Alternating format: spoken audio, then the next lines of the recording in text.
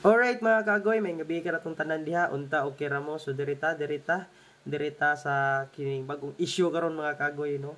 Kining kasal diha sa ato ang katedral mga kagoy diha sa atong Tacbayan sa Tagbilaran mga kagoy, no? As you can see in our picture, no, behind me. So mauna siya mga kagoy ang sitwasyon sa iyang kasal, no? Daghan kayo og buwak, no? Daghan kayo og dekorasyon mga kagoy. No, so mo ni bagong issue karon mga kagoy, no.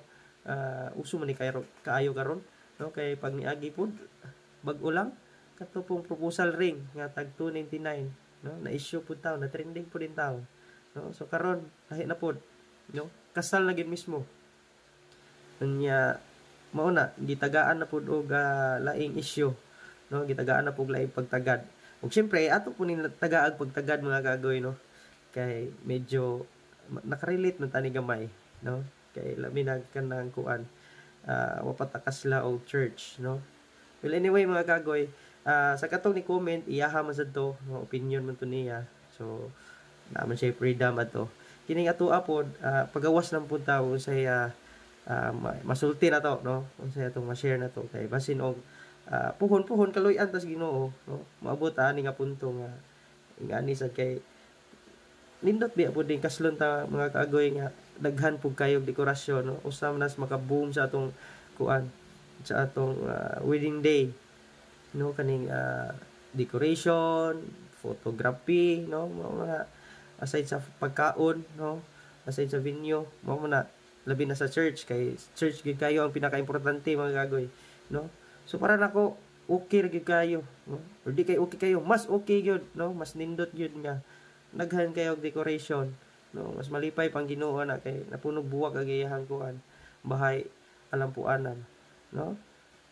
So para nako labi na sa part sa bae, no, nga kaslon, no, di ba ka mag heart gyud ang iyahang kuan, iyang mata na makita sa dekorasyon.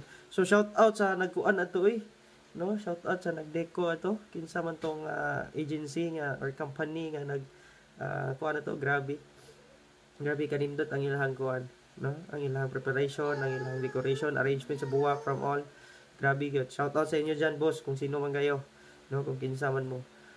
So labi na part sa bae, no, sa bride mismo, mas kuan gyud, mas fulfillment gyud ang iyang wedding day kung ingana ang klase nga dekorasyon ang iyang madantan sa iyang adlaw nga kaslon siya.